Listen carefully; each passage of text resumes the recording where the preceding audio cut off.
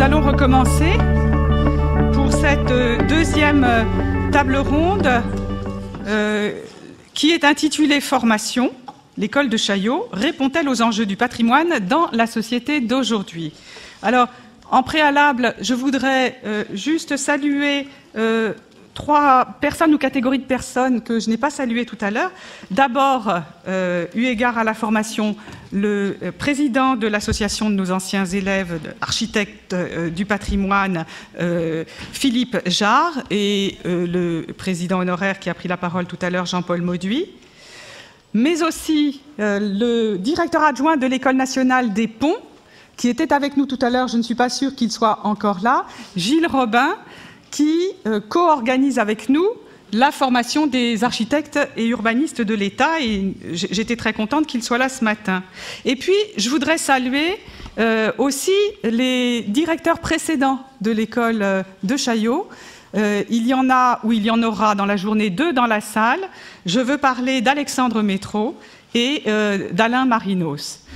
Mais passons maintenant à la table ronde sur la formation. Marilyn Laplace a accepté d'en être la modératrice et je l'en remercie d'ores et déjà.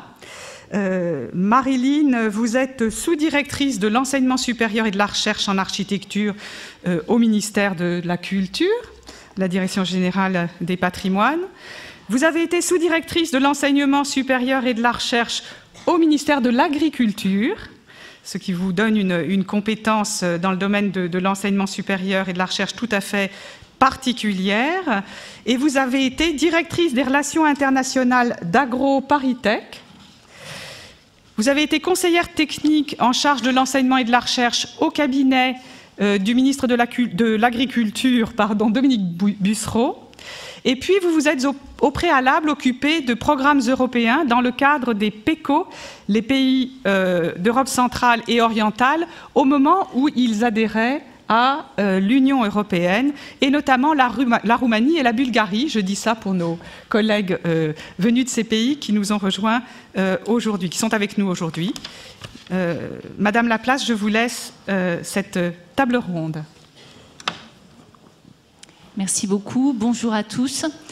Nous allons essayer de privilégier à la fois le temps pour les interventions et des moments d'échange avec la salle. En introduction, je vais simplement vous dire un petit peu comment nous avons imaginé cette table ronde. Table ronde qui doit être l'occasion d'apporter un éclairage sur les 2 formations emblématiques de l'école de Chaillot, qui sont la formation au patrimoine, qui a aujourd'hui la forme d'un diplôme de spécialisation et d'approfondissement en architecture et patrimoine. Ce DSA patrimoine est un diplôme qui est cohabilité par le ministère de la Culture et par le ministère de l'Enseignement supérieur et de la Recherche. Diplôme donc de niveau post-master qui rapporte 120 crédits européens aux étudiants. Pour éclairer cette formation DSA patrimoine, nous bénéficierons des interventions de 2 professeurs associés, Benjamin Mouton et Lorenzo Diez, et de jeunes anciennes, en la personne de Charlotte Hubert et Anne Casaba. La deuxième formation que nous éclairerons par des témoignages sera la formation dite formation post-concours qui prépare les architectes urbanistes de l'État à leur prise de fonction. C'est Alain Marinos qui est impliqué, me dit-on, depuis 20 ans dans l'organisation de cette formation, qui nous apportera un cadrage, un petit retour historique sur la formation, et nous aurons ensuite le témoignage de France Poulain, une diplômée, enfin on n'est pas diplômé en fait quand on a fait la formation post-concours, mais on est titularisé, voilà, ce qui est encore mieux qu'un diplôme. Et enfin, pour finir, nous avons voulu ouvrir un peu cette table ronde et bénéficier d'un éclairage européen. Donc merci à Daniela Esposito de l'Université La Sapienza de Rome de nous faire l'amitié d'être avec nous aujourd'hui et de terminer les interventions de ce matin par quelques éléments sur la manière dont l'Italie s'organise en matière d'enseignement du patrimoine. Donc nous allons tout de suite commencer avec vous, Benjamin Mouton. Je pense que dans cette salle, il n'est plus nécessaire de vous présenter, mais je dirais cependant que vous êtes architecte en chef des monuments historiques, inspecteur général des monuments historiques, et puis c'est à ce titre que vous êtes là aujourd'hui, professeur associé à l'école de Chaillot, en charge du champ édifice du DSA. Donc nous vous laissons introduire avec la consigne que vous respecterez parfaitement de tenir 10 minutes. Ça va être difficile, mais enfin je tente le coup. Donc François Chatillon a fait un rappel ou une évocation de l'histoire de Chaillot, et je vais simplement, sans reprendre, simplement souligner 2 points. En 1837, la Commission des monuments historiques doit confier les travaux de conservation des monuments historiques à des architectes que l'École des Beaux-Arts ne prépare pas suffisamment. Il s'agit surtout de l'histoire et des structures des architectures du Moyen-Âge. Pour bien préparer au concours des premiers architectes en chef qui est prévu en 1893, le cours du Trocadéro est créé en 1887 et placé sous la direction d'Anatole de Baudot, installé au musée de sculpture comparée au palais de Chaillot, au palais du Trocadéro, pardon. Pourquoi ? Parce qu'il y a les moulages, et les moulages ont une vertu pédagogique qui n'a pas échappé à l'administration à cette époque. Alors, ce qui est important, c'est que par opposition et en réaction à l'académisme, à l'Académie, à l'École des Beaux-Arts qui prône l'application des canons, des proportions et des ordres antiques pour assurer la perfection architecturale, Anatole de Baudot, chef de file des rationalistes, plaide pour le retour aux traditions gothiques de l'architecte, maître total du chantier et capable de diriger tous les corps de métier. Donc, ce n'est pas uniquement parce que le Moyen-Âge est intéressant, c'est simplement parce qu'il y a une attitude, une stratégie, une profession qui doit s'exprimer d'une certaine façon et qui justifie en quelque sorte cette évocation. Il est dans la lignée de la Brouste, de Viollet-le-Duc, il sera suivi ensuite par Perret, puis par Paquet. Et c'est exactement ce que demande la Commission des monuments historiques. Il donne pour l'essentiel un cours d'histoire de l'architecture qui comble le vide médiéval, si je peux dire. Quant aux disciplines de la Restauration, il dit: j'espère mettre ici en pleine lumière la puissance de la doctrine rationaliste dont Viollet-le-Duc a montré l'application constante dans l'Antiquité et le Moyen-Âge. Alexandre Gady, il faut qu'on reparle de tout ça. Le cours dure 4 ans. Il a lieu tous les samedis de 16h30 à un peu plus tard et d'avril à juin. Anatole de Baudot meurt en 1915. Le cours s'arrête pour reprendre en 1920. En 1920, Paul Léon, directeur des Beaux-Arts, refonde le cours en accentuant les disciplines techniques. Il y a à ce moment-là 120 leçons qui sont consacrées en 4 ans. En 1937, les travaux du palais de Chaillot provoquent le départ du cours du Trocadéro qui se regroupe aux Beaux-Arts et à l'Institut d'urbanisme. Le cours subsiste dans la période confuse qui suit. Il ferme définitivement en 1966 pour être reconstitué au palais de Chaillot par arrêté du 19 juin 1971. 13 concours d'architectes en chef ont eu lieu depuis. Le suivant sera lancé en 1972. Alors, après 125 ans, quel est l'objectif principal ? Il reste la formation à la maîtrise d'œuvre sur le patrimoine architectural. Et sans distinction des champs qui, à l'époque, n'existaient pas encore entre édifices et villes et paysages, quelle réponse peut apporter l'école de Chaillot ? Alors, depuis 1887 et plus récemment depuis 1970, les objectifs ont peu évolué. Il s'agit principalement de la formation à la maîtrise d'œuvre sur patrimoine architectural. C'est la formation des architectes du patrimoine, c'est-à-dire les architectes diplômés de Chaillot, et parmi eux, ceux qui se destinent à exercer la maîtrise d'œuvre soit en leur nom propre, soit comme collaborateurs.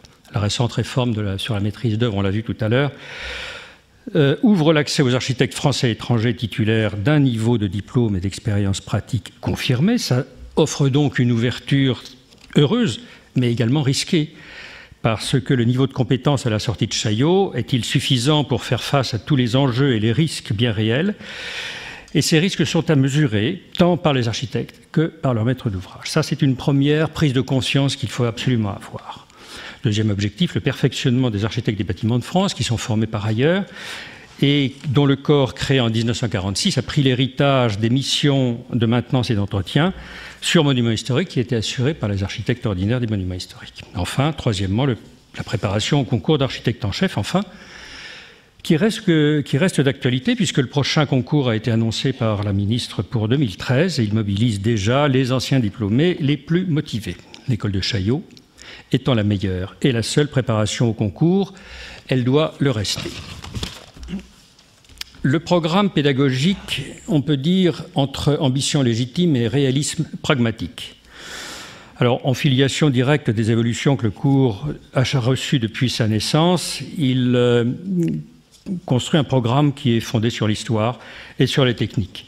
Toujours calé sur 2 jours de cours par quinzaine sur 2 ans. Évidemment, ça paraît trop peu, mais c'est fondamental parce que un cours à plein temps signifierait une sorte de sélection par l'argent. Et puis, d'autre part, le cours à mi-temps permet de voir l'application de ce qu'on apprend sur la réalité et évidemment toutes les formes d'assimilation qui sont absolument nécessaires.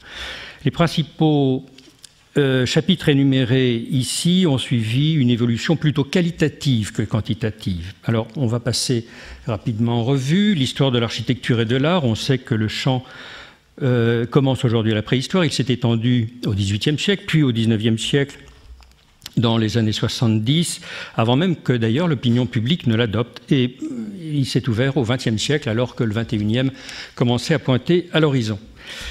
C'est l'histoire de la construction, familiarisation avec les matériaux naturels, la pierre, le bois, la terre, ou artificiels comme le béton, notamment la terre cuite, leur mode d'assemblage, leur mise en œuvre, etc., que les architectes en chef enseignant à l'école de Chaillot viennent enrichir par les observations de chantier. Ce sont les pathologies, domaine des ingénieurs du laboratoire de recherche sur les monuments historiques et dont les progrès en matière d'identification, de mécanismes et enfin de traitement sont livrés aux étudiants, j'allais dire en temps réel. C'est la connaissance du bâti, les techniques du relevé, l'exercice du diagnostic, c'est les connaissances des structures qui bénéficient des innovations et des progrès permanents dans les modes de connaissance destructifs et non destructifs, dans les reconnaissances de sol. Et si dans le domaine de l'équilibre des voûtes et des ouvrages clavés, la statique graphique demeure encore aujourd'hui la méthode la plus simple de calcul et de représentation, l'ouverture au progrès de l'informatique montre ses avantages et aussi, évidemment, ses inconvénients. Les renforcements des structures, ça, un des points les plus importants de la pédagogie, domaine très technique qui doit être maîtrisé par les architectes qui ne doivent pas se laisser déposséder par les ingénieurs avec lesquels ils doivent pouvoir dialoguer sereinement et débattre. La réactivité et la sensibilité des structures anciennes rapportées par les retours d'expérience de chantier suite aux opérations de consolidation engendre depuis 40 ans une évolution significative s'orientant vers l'abandon des solutions lourdes au profit des solutions légères, des solutions articulées, des solutions réversibles et des techniques de régénération. On se situe là au carrefour des techniques les plus traditionnelles, parfois réinventées, comme les plus modernes, quelquefois prototypes. Quant à l'outil doctrinal, toujours en permanente évolution, voire ébullition, après la paix des braves que représente la Charte de Venise en 1964, les ambitions nouvelles des doctrines encouragées par les progrès techniques qu'elles ont provoqués engagent de nouvelles ambitions qui flottent entre l'intérêt patrimonial et l'intérêt pragmatique. Carrefour de l'histoire, carrefour des techniques et des doctrines. Le projet d'architecture conjugue les options de conservation, de renforcement, de restauration et de mise en valeur, auxquels de plus en plus s'invitent les programmes d'utilisation, de réutilisation, d'extension, d'intégration et de l'insertion dans le monde d'aujourd'hui, même si cela doit être parfois remis en cause dès le lendemain. Exercice complexe de l'architecte dans toute la plénitude de sa profession, de ses responsabilités, mais sans quitter un seul instant sa conscience aiguë, et comme disait Michel Parent, les valeurs spécifiques du patrimoine architectural ne seront préservées qu'à travers la direction effective d'hommes compétents. Et d'ajouter cet avertissement, en aucun cas, l'architecte sera innocent des programmes aberrants qu'il aura accepté de traduire, ni des techniques défaillantes qu'il aura accepté d'employer. Là, les questions de responsabilité sont immédiatement et très lisiblement engagées. Les innovations, le cours s'est élargi depuis 70 à la stéréotomie en 83, au parasismique vers 90, au développement durable en 2010, à l'exercice des maquettes d'étaiement en 2002, venant enrichir les collections d'Anatole de Baudot et d'Henri Deneux. La plus importante innovation, sans doute, sera celle des ateliers en 1994, qui offre une mise en application concrète de l'enseignement, sur le terrain d'abord par les enjeux de la récolte la plus exhaustive des mesures et d'observation, en groupe de 4 à 8, à l'école ensuite, où pendant 6 mois sont engagées les étapes de l'analyse, de l'interprétation, de la définition des objectifs, exercice de méthodologie et de rigueur, et de dialogue et de débat.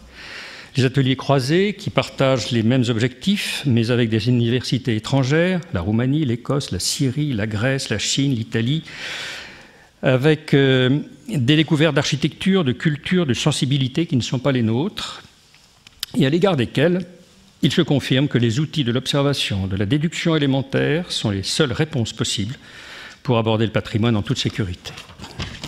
C'est ce qu'on appelle la méthode de Chaillot, la stratégie du diagnostic, qui assure aussi à l'architecte du patrimoine l'accès à tous les patrimoines. L'action internationale qui se complète avec la participation au cours de formation des architectes du patrimoine d'autres pays, Sofia, Tunis, Damas, Rabat, Phnom Penh, est décidément source d'enrichissement, avec retour d'exigence, de rigueur exceptionnelle. Et je salue ici Shao Yong de l'Université de Tongti à Shanghai, Galina Pirovska de Sofia, Daniela Esposito de la Sapienza et Denis Lesage de Tunis et M. Bogdanscu de Yonminku à Bucarest. Je ne serais pas complet si je ne précisais que les cours se prolongent d'un nombre significatif d'exercices pratiques de contrôle des connaissances et si je ne précisais, mais vous l'avez deviné, que le corps enseignant est composé d'une trentaine de personnes qui sont les plus fines lames de chaque discipline, historiens et professeurs d'université, ingénieurs de structure, de laboratoire, conservateurs, entrepreneurs, et pour une très grande majorité, architectes et architectes en chef des monuments historiques. En conclusion, les fondamentaux découlent de ce trop rapide survol sont les suivants. C'est une école de praticiens de la maîtrise d'œuvre qu'il faut. Une école d'application pour des praticiens, par des praticiens, tous formés par des praticiens d'active, c'est-à-dire en activité, pour assurer au patrimoine les compétences dont la conservation a besoin. C'est une école de généralistes qui doivent impérativement le rester afin de maîtriser toutes les interférences qui sont issues des données et composantes multiples du patrimoine et du projet patrimonial. C'est une école de formation à la méthodologie. Je dirais c'est une école porte-clés parce qu'elle ne prétend pas donner la connaissance, mais elle prétend montrer à quelle porte il faut ouvrir pour aller chercher les informations et les connaissances dont on a besoin au coup par coup. C'est une école de méthodologie rigoureuse, progressive, j'allais dire opiniâtre, du regard et du projet patrimonial. Et je n'ai pas peur de dire c'est une école polytechnique du patrimoine architectural qui se place dans la multitude de ses approches et de ses composantes, dans la lignée rationaliste des Quicherat, des Labrouste, des Viollet-le-Duc, de Baudot, Perret, Paquet. Cette identification et cette appartenance au rationalisme de l'architecture qui fait que c'est encore aujourd'hui la base de l'enseignement de l'école de Chaillot. Et pour être paradoxal, voire un peu provoquant, et c'est alors, et je vous prie de le recevoir, c'est une école de gothique au sens moderne du terme, si je peux tenter la formule. Et demain, mesure et prudence. Le champ patrimonial s'élargit et s'élargira encore de données incontournables. Mais c'est l'école. Mais l'école a beaucoup accueilli de nouvelles disciplines depuis 40 ans, mais à capital horaire fixe, c'est-à-dire que ça risque, à vouloir trop en accueillir, d'affecter son efficacité pédagogique. Il faut, je crois, revenir impérativement aux fondamentaux, faire peu pour faire bien. Préparation à Chaillot. Pour un niveau élevé, trop de temps est consacré au retard, quelques indices au rattrapage ou aux absences de formation. Il faudrait envisager une préparation à l'école de Chaillot pour atteindre plus vite possible le cœur des sujets. Aller plus loin, les architectes du patrimoine doivent pouvoir prétendre affronter les sujets les plus difficiles et la réforme nous y engage. Ce n'est pas tout à fait le cas encore aujourd'hui. Une année supplémentaire, qui serait une année doctorante organisée sur un complément de formation et de travail d'études personnelles, type thèse de doctorat, serait utile. À vocation, évidemment, de recherche appliquée et non pas de recherche fondamentale, recherche appliquée comme le cas des doctorats en médecine. Enfin, plus large, pour mutualiser et échanger avec les formations des artisans, les compagnons, comme ça se fait aux ateliers de l'île d'Abo, comme ça se fait en Belgique avec la Paix-Dieu. En un mot, pas d'avenir sans concentration sur l'essentiel, ni un minimum d'ambition pour lui donner des ailes. Et je voudrais dire enfin, en conclusion, qu'il y a un élément important qui n'a pas été évoqué ce matin et sur lequel, à mon avis, il va falloir porter la réflexion. On parle d'abord de monuments historiques, après on parle de patrimoine, et on a toujours cette impression qu'on a une confusion entre monuments historiques et patrimoine, et qu'en élargissant le patrimoine, au fond, on applique au patrimoine les règles et les obligations, en quelque sorte, et les rigueurs des monuments historiques. Je pense qu'il faut évoluer là-dessus. Et c'est ce qui va, dans l'avenir, je pense, qualifier l'architecte du patrimoine. Et je vais résumer en 4 mots. Expertise, dialogue, synthèse, action. Merci. Merci Benjamin Mouton. Vous avez en tout cas illustré le sens de la synthèse dans votre intervention très exhaustive, très dense, très riche et qui ouvre beaucoup de questions que nous aurons, j'espère, la possibilité de traiter dans le débat avec la salle. Donc nous allons un petit peu illustrer ce que vous avez pu dire avec l'intervention de Charlotte Hubert. Donc Charlotte, vous êtes architecte, architecte DPLG diplômée de l'école d'architecture de Belleville. Vous avez ensuite suivi le cursus à Chaillot où vous avez été diplômée en 2003. Vous avez cofondé une agence d'architecture, H2O, et vous avez été lauréate des albums des jeunes architectes et paysagistes en 2008. En 2008. Veuillez m'excuser. Donc vous allez pouvoir nous dire très concrètement ce que la formation apporte à votre pratique d'architecte libéral avec cette spécialisation patrimoine. Écoutez, j'espère pouvoir répondre à la question. C'est vrai qu'on m'a demandé d'illustrer la formation de Chaillot à travers notre exercice d'architecte du patrimoine. Nous posons la question alors après. Benjamin Mouton nous a parfaitement expliqué tout ce qu'on y apprend, tous les défis qui nous attendent à la sortie, et je vais essayer de vous présenter, à travers le travail que nous réalisons à l'agence, ce que la formation d'architecte du patrimoine apporte à la réalisation de nos projets. Comme vous l'avez dit, Madame la directrice, je suis associée dans une agence qui s'appelle H2O Architecte, qui est dirigée par 3 associés, Jean-Jacques Hubert, qui est architecte des PLG, Antoine Santiard, qui est architecte PFL de l'école de Lausanne, et moi-même. Donc une agence fondée en 2005, qui a eu la particularité d'être lauréate des nouveaux albums des jeunes architectes et paysagistes en 2008, et qui regroupe un certain nombre de savoir-faire différents, complémentaires, autour de projets dont le patrimoine est souvent un cœur d'action. Donc le patrimoine, c'est une préoccupation principale, un paramètre notamment des éléments de contexte sur tout projet, et un élément avec lequel nous réalisons nos projets qui sont centrés sur la création et la révélation d'espace. Alors, je vous montre juste une petite image, donc, ce qui est l'image de l'agence. J'espère dans cette petite communication être le plus représentatif possible de bon nombre de nos confrères architectes du patrimoine. Je vais vous présenter ce que l'on fait à travers 3 projets qui nous semblent significatifs des différentes problématiques autour du patrimoine qu'on peut rencontrer. La question du patrimoine au sein d'agences comme la nôtre, c'est la question de la nécessaire transmission, la transmission de ce qu'écrivait parfaitement bien l'architecte Pierre Prunet, qui parlait de la pensée et du message du lieu que transmettre, et c'est là que Chaillot nous donne des clés. Monsieur Mouton parlait de portes, je me permets de parler de clés, de tous les domaines qui sont à inspecter, dans lesquels il y a un certain nombre d'experts pour pouvoir répondre aux questions, comprendre le patrimoine et connaître ce qui en fait son essence, sa substantifique moelle. Et puis surtout, c'est comment le transmettre, et c'est là que l'enjeu de notre formation est important. Comment faire évoluer ce patrimoine dans une histoire renouvelée, mais sans perte de mémoire.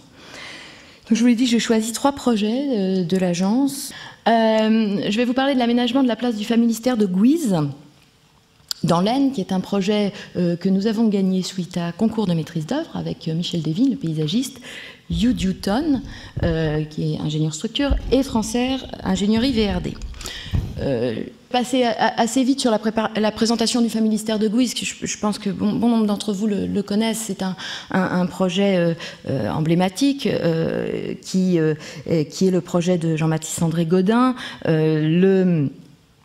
Là, vous voyez le plan qui a été dessiné par Jean-Baptiste André Gaudin dans Solutions sociales, qui c'est le pendant logement et équipement, je dirais, culturel à un outil de production qui est la grande usine Gaudin, alors qui n'est pas représenté sur le dessin, qui se trouve à droite du Familistère, qui est l'usine Gaudin de fabrication de poêles en fonte. Donc nous avons été sollicités pour ce concours pour l'aménagement des espaces publics autour du Familistère. Donc espaces publics qui sont classés monuments historiques, comme l'ensemble du Familistère. À quoi ressemblait Guise quand on est arrivé? Guise ressemblait à ça. C'est une carte postale des années 80. Donc le Familistère, vous le voyez au fond. Cette grande place centrale qu'on pouvait voir sur le dessin précédent avait été un peu oubliée au profit d'un jardin. Un jardin, des parterres, des bancs, qui, selon nous, ne reprenait pas tout à fait l'idée d'origine de cette place fédératrice du lieu où tout le monde pouvait se regrouper au sein du Familistère. Je vais essayer de passer assez vite. Quelles sont les idées développées dans ce projet sur la base d'une analyse architecturale et je pense historique assez fine du lieu. C'est résumé dans ces 3 croquis avec une réflexion sur l'unité de lieu, l'unité de site, la hiérarchie qui est créée par les édifices existants. On s'est un peu demandé quoi ajouter quand on est sur un site pareil. Le dialogue patrimonial avec ce vide encadré que vous voyez au centre, la révélation et la mise en valeur de l'espace qui se suffit à lui-même. Et puis les différents lieux thématiques, là on revient à une problématique qui a été évoquée beaucoup dans la première table ronde, qui est celle de l'usage, parce qu'il faut introduire un usage nouveau aussi dans ces lieux. Donc des lieux thématiques qu'on a voulu discrets, centrés vraiment sur l'utilisation actuelle du Familistère de Guise, qui fait l'objet d'un vaste programme nommé Utopia de musées de sites. Donc l'accueil du public, il y a des rampes gradins pour les groupes, des assises, des ouvertures sur l'Oise.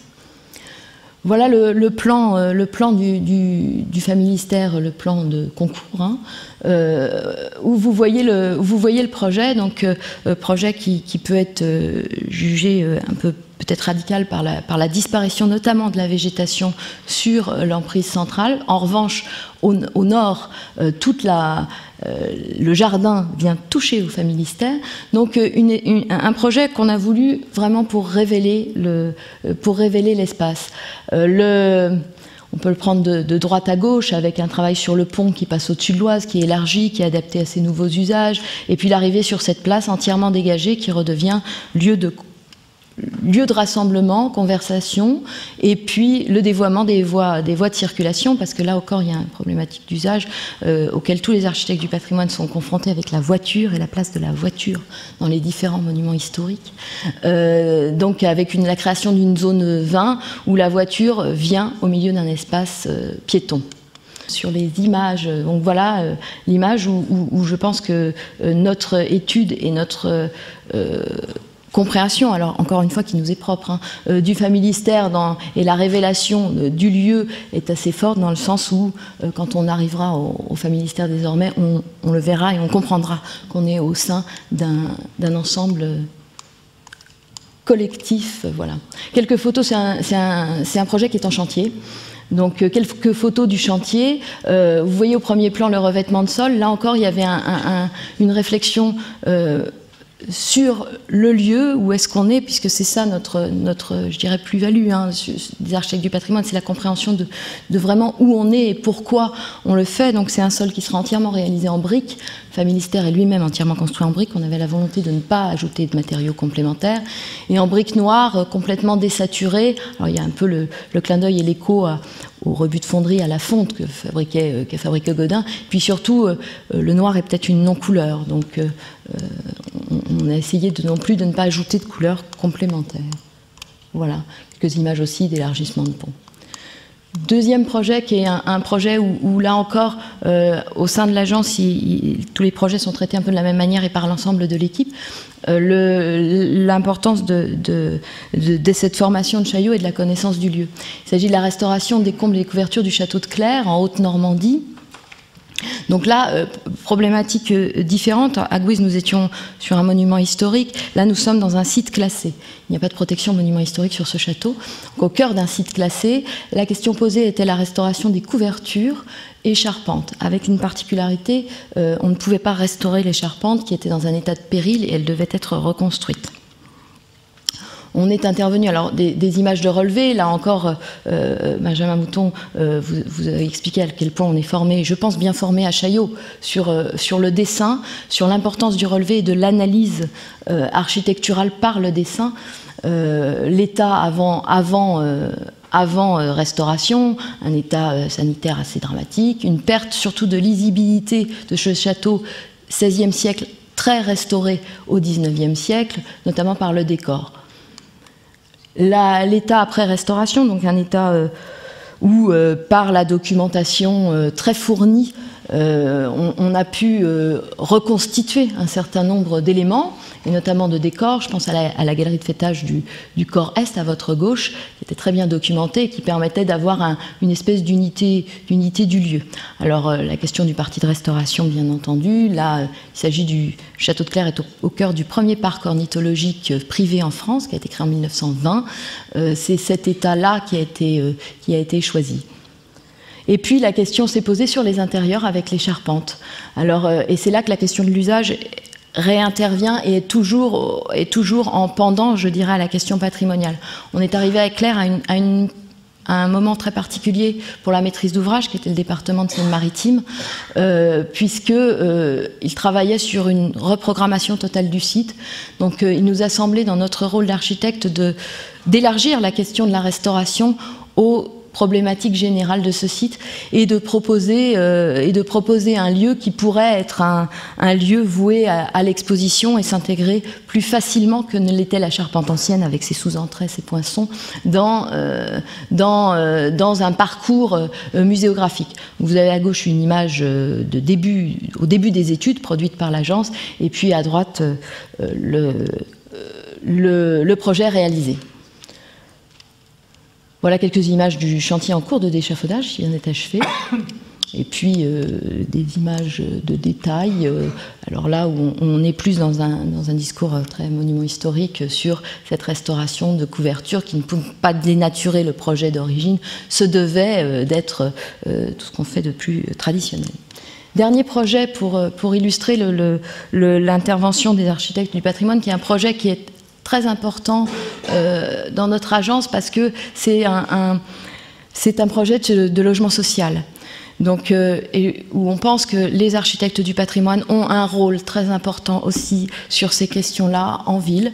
Il s'agit d'une réhabilitation et extension de 20 logements sociaux à Paris, dans le 11e, donc, qui a été réalisée pour la SIAMP, qui est une des SEM de Paris, qui est vouée plus particulièrement à la résorption du logement insalubre.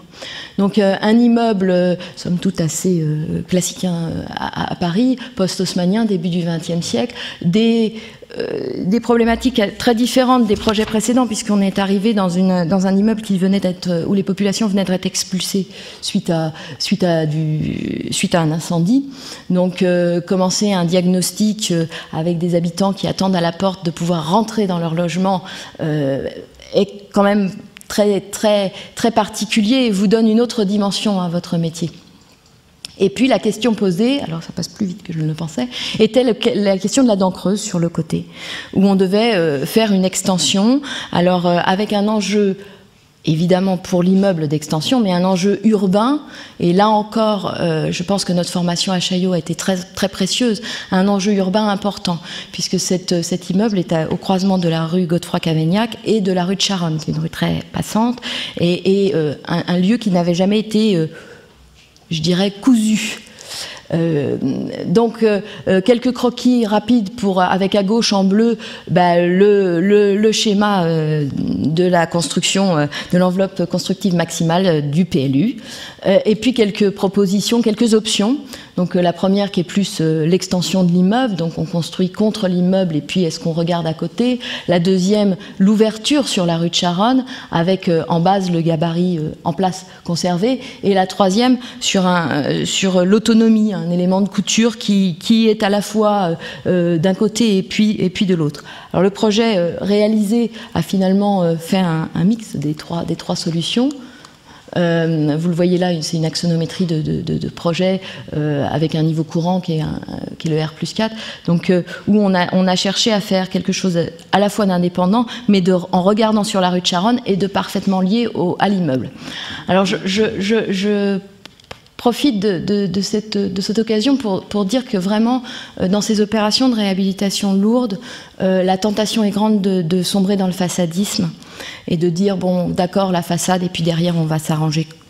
Je pense que là, Chaillot a une vraie importance dans le diagnostic on a parlé de monuments historiques, mais là, on est sur du patrimoine et de l'immeuble ancien, évidemment sans aucune protection. On a réussi à conserver l'ensemble des dispositions d'origine architecturale et structurelle, c'est-à-dire que les planchers ont été gardés, renforcés à la demande, grâce à une analyse fine et défendue.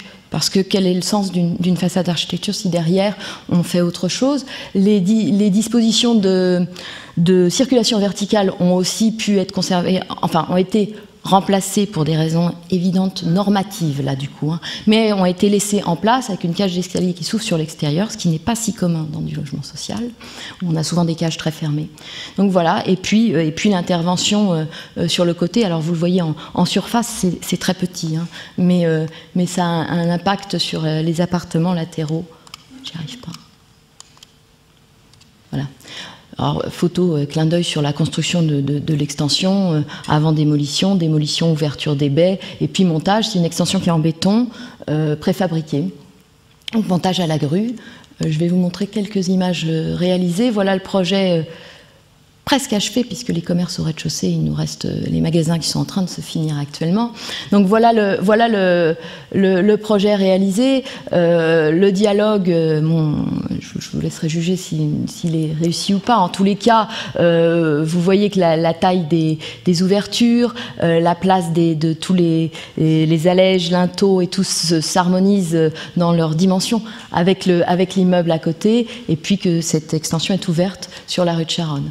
Alors, où la question du patrimoine est intéressante aussi, c'est qu'elle va se loger jusqu'à la réalisation, puisque c'est, je vous l'ai dit, en béton, c'est un béton teinté dans la masse et qui a pu être coloré suite à la restauration de la façade et une analyse fine de la pierre pour pouvoir être en harmonie.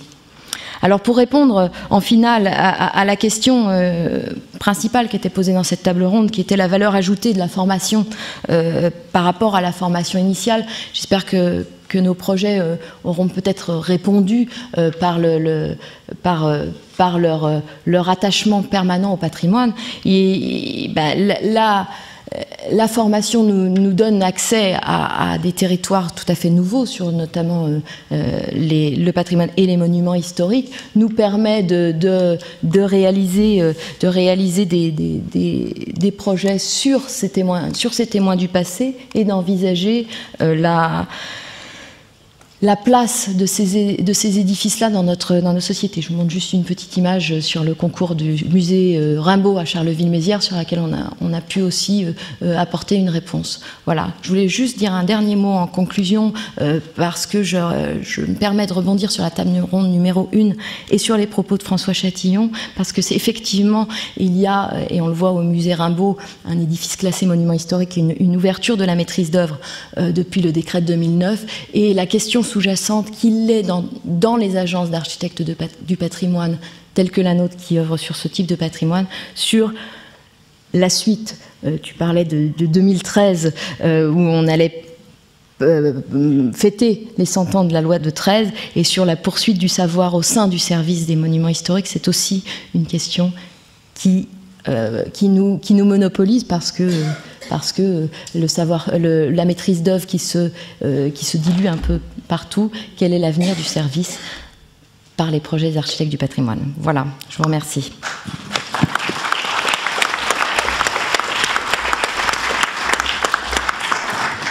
Merci beaucoup pour cette très brillante illustration de la valeur ajoutée d'une formation à Chaillot.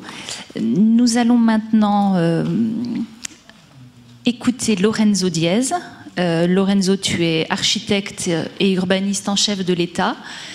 Tu es également directeur de l'école d'architecture de Nancy. Et ton intervention aujourd'hui ici est au titre de ta fonction de professeur associé à l'école de Chaillot, en charge du champ Ville et Territoire du DSA Patrimoine.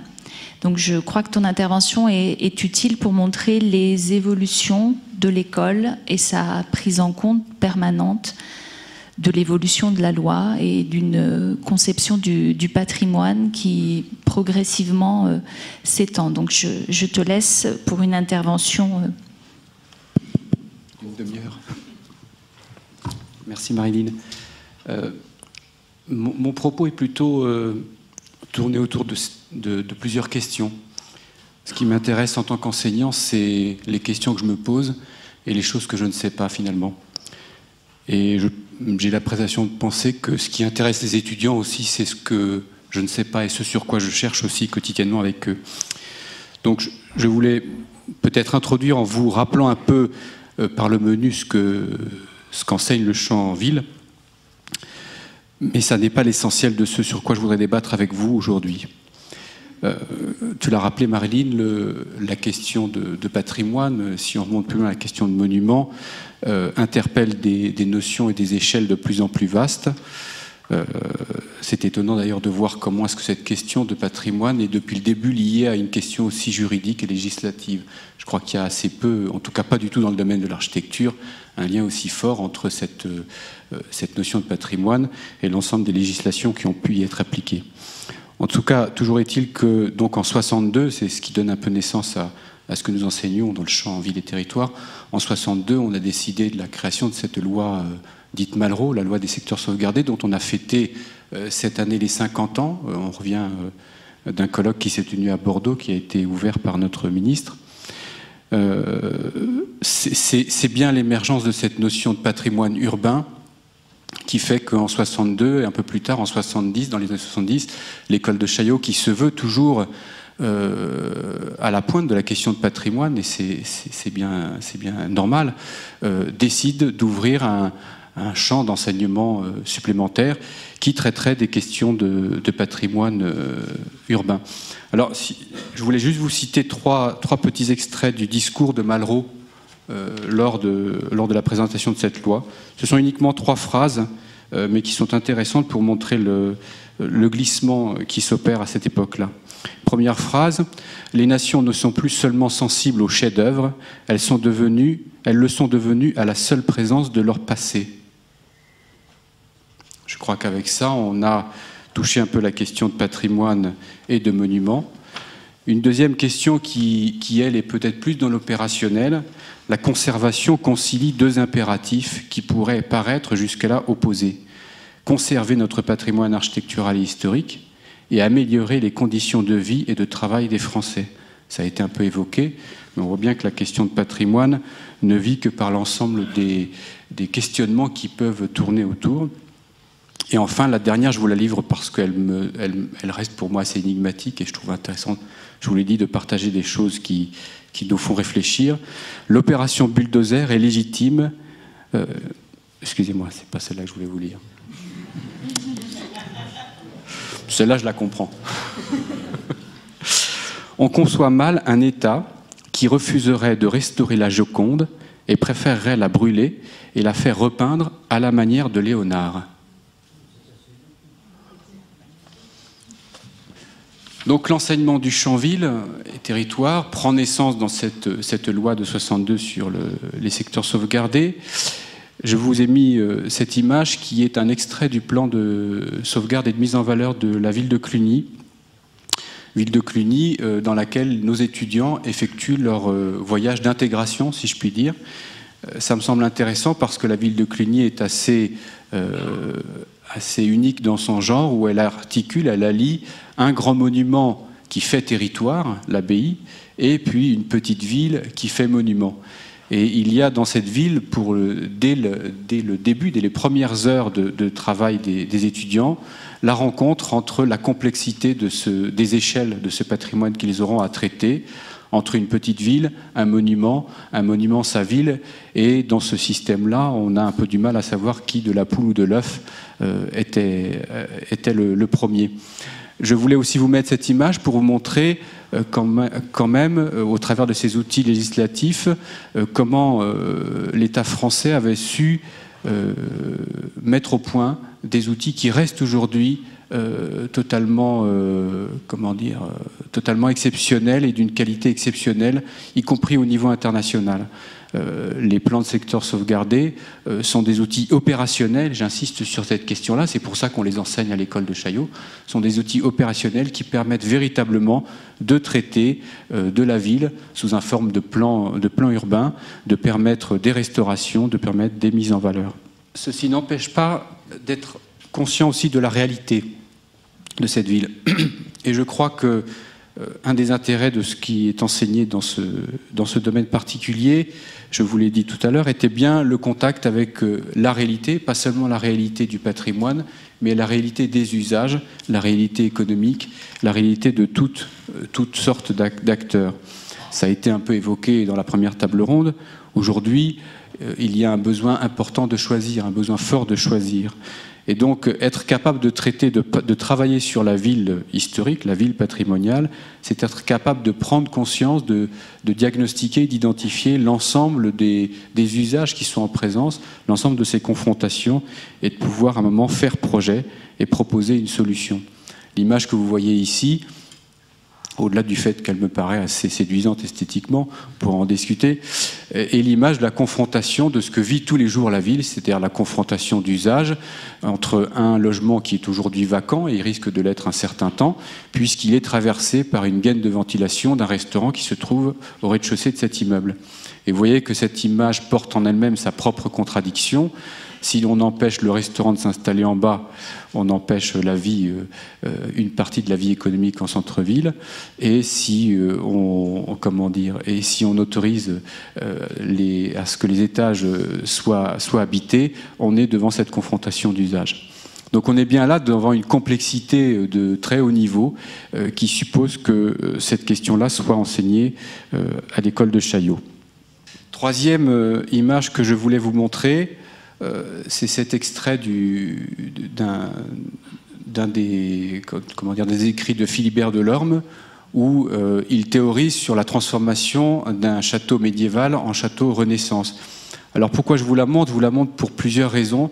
C'est d'une part parce que la question de documents anciens, on en a parlé un peu, est centrale à l'école de Chaillot.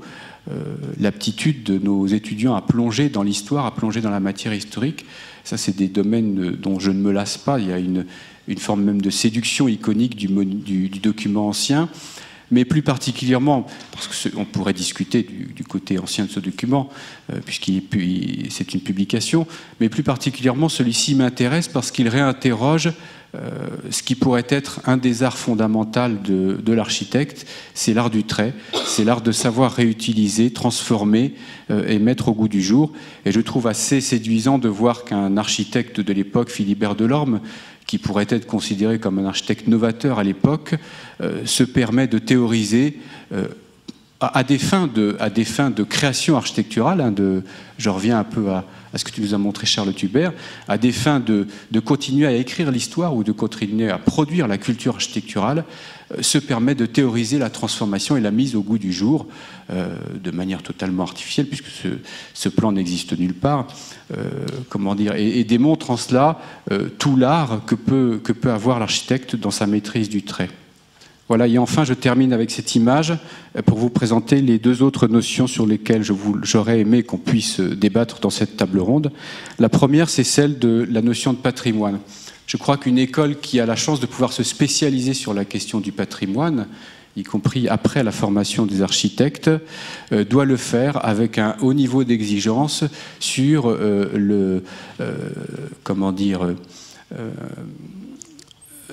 sur la complexité de cette notion, sur l'épaisseur, la contradiction de cette notion. Et je pense que l'école de Chaillot doit rester un lieu où, on pourrait le dire, continue à se dessiner et à s'inventer la notion de patrimoine. Une école doit être un lieu de débat, pour moi. Elle ne doit pas craindre les diversités de postures et de points de vue, parce qu'ils sont gages de la vivacité de ce champ disciplinaire. Je crois que nous avons la chance, avec le patrimoine, d'avoir quelque part un véritable champ disciplinaire qui existe, et nous ne saurions le réduire à une posture unique ou à une pensée unique. Ce serait périlleux pour l'avenir de cette notion. Donc je souhaiterais qu'on puisse parler aussi de cette question-là, comment une école avec un ancrage professionnel important et fort qu'elle souhaite maintenir est aussi une école des idées et des pensées, est aussi capable de produire aussi bien des théoriciens que des praticiens du patrimoine, et aussi capable d'être, je dirais, en avance sur ces notions de patrimoine pour pouvoir permettre de continuer à développer les pratiques comme les théories. Le deuxième sujet duquel je voulais parler avec vous, autour de cette table ronde, c'est la question du patrimoine commun des architectes. J'ai l'habitude de dire à mes étudiants, certes, regardez dans une architecture ce qu'elle a d'historique, mais regardez aussi dans une architecture où est passée la sueur de votre confrère. Je crois qu'il est important aussi aujourd'hui que l'on soit capable quelque part de se réapproprier ce patrimoine, notre patrimoine, aussi en tant que patrimoine des architectes, c'est-à-dire patrimoine d'une culture, d'une histoire qui s'est construite autour d'un métier, ou deux métiers au pluriel, et qui doit continuer à se construire. Ceci me permet d'évoquer ce qui a été aussi évoqué un peu dans la première table ronde, c'est la question de l'enseignement du patrimoine. Enseigner le patrimoine sous cet angle-là, c'est se poser aussi la question de cet enseignement d'une culture commune des architectes de la première année de licence jusqu'au doctorat et jusqu'au post-master. Et je crois que peut-être une des perspectives que l'on pourrait développer pour les années à venir dans cette école, c'est de savoir comment s'articule de manière explicite l'enseignement de cette culture patrimoniale ou cette culture des architectes, pardonnez-moi d'insister, cette culture des architectes avant Chaillot, et pendant Chaillot et après Chaillot. Je crois qu'il est important de regarder ces choses-là en face et d'être capable de déterminer quels sont les prérequis et ce qui nous permettra à nous, Chaillot, de continuer à faire un véritable enseignement post-master. Et enfin, dernier élément que je voulais partager avec vous, c'est cette petite phrase qui porte une ambiguïté en elle-même, patrimoine et développement durable. Je crois qu'au-delà des effets de mode de ce XXIe siècle, certains disaient vous m'avez invité pour parler de développement durable, je ne vous en parlerai pas, c'est trop tard. Il n'empêche que je pense qu'il est intéressant dans cette école qu'on se pose bien la question du développement durable, non pas pour la subir, comme je disais, pour opposer vertu contre vertu, la vertu du patrimoine contre la vertu de l'écologie, on pourrait dire, mais plutôt pour se la réapproprier. Je crois qu'avec le patrimoine, on a une chance formidable d'avoir d'une part ce qui pourrait constituer les archives du développement durable, et d'autre part d'avoir un territoire qui pourrait devenir un territoire d'expérimentation et d'innovation forte sur l'architecture, du coup sur l'invention et la poursuite de cette histoire architecturale.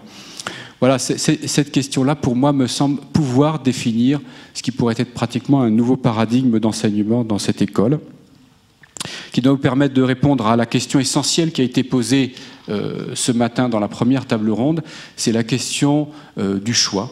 Je crois qu'on ne peut plus l'éviter, on a peut-être essayé de l'éviter, je fais peut-être un mea culpa d'architecte, on a peut-être souhaité, ou on a peut-être,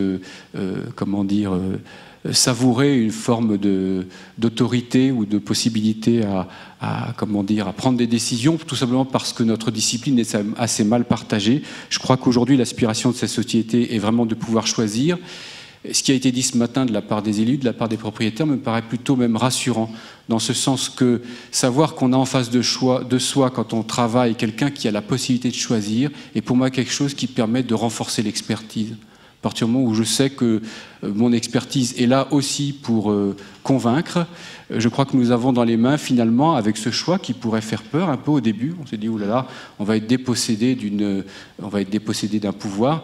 Eh bien, au contraire, je pense que ça pourrait, quelque part, renforcer l'expertise, et du coup, renforcer l'expertise qu'on essaye de transmettre à nos étudiants.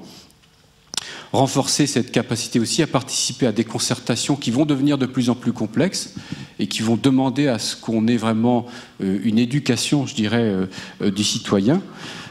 Et puis renforcer aussi, au-delà de ça, puisqu'une école doit travailler sur les débouchés professionnels qu'elle permet, renforcer sur la diversification des débouchés professionnels qu'on proposera à la sortie de cette école.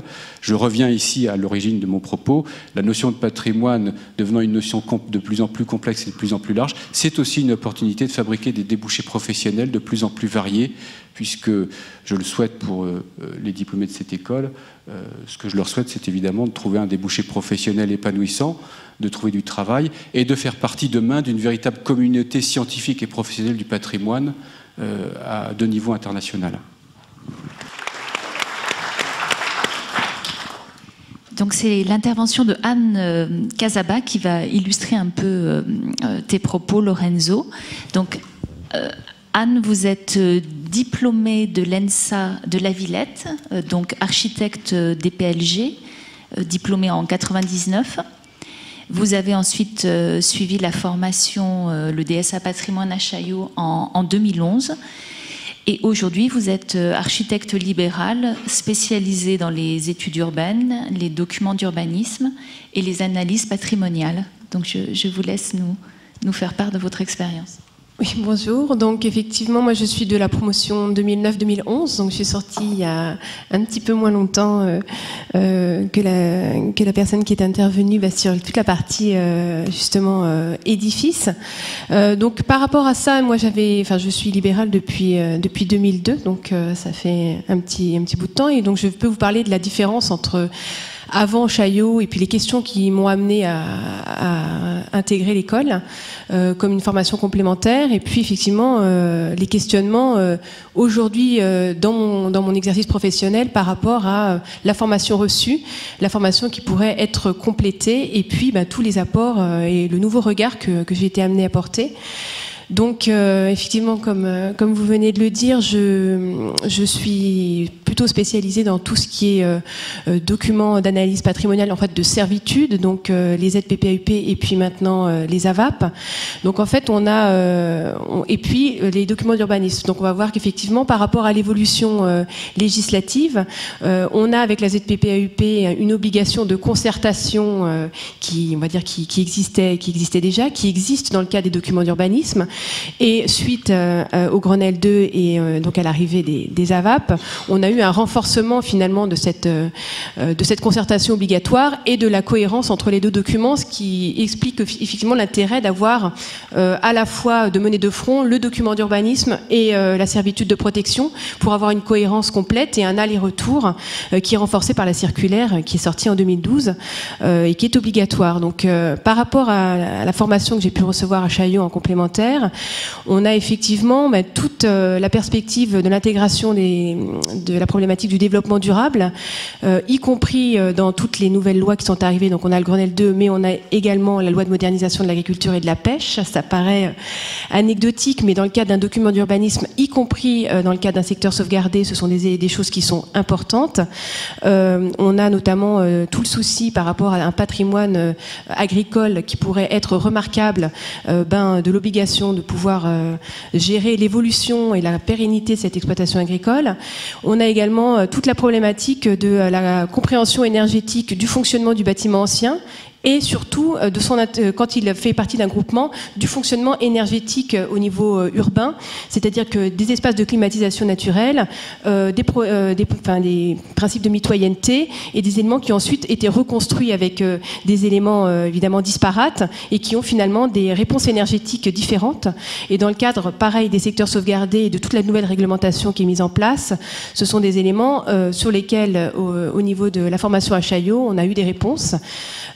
Également au niveau de la prise en compte de tout ce qui est risque et patrimoine, puisqu'on a des secteurs d'inondabilité, notamment, moi je suis dans l'Indre-et-Loire, donc on a évidemment tout le patrimoine mondial de l'UNESCO avec la proximité de la Loire ou du Cher dans le cadre de certaines communes, avec une double inondabilité et des patrimoines remarquables qui se trouvent donc en zone inondable systématiquement immergés, ce qui fait qu'on se pose la question de la pérennité de ces bâtiments-là, comment intervenir sur ces bâtiments-là en permettant leur préservation et en permettant notamment d'intégrer les nouvelles normes de réinvestissement, puisqu'on a quand même des normes aujourd'hui qui permettent finalement à des propriétaires d'avoir des défiscalisations qui ne sont pas forcément compatibles avec la préservation du patrimoine, c'est-à-dire qu'on se retrouve avec des financements qui ne sont disponibles que si on met en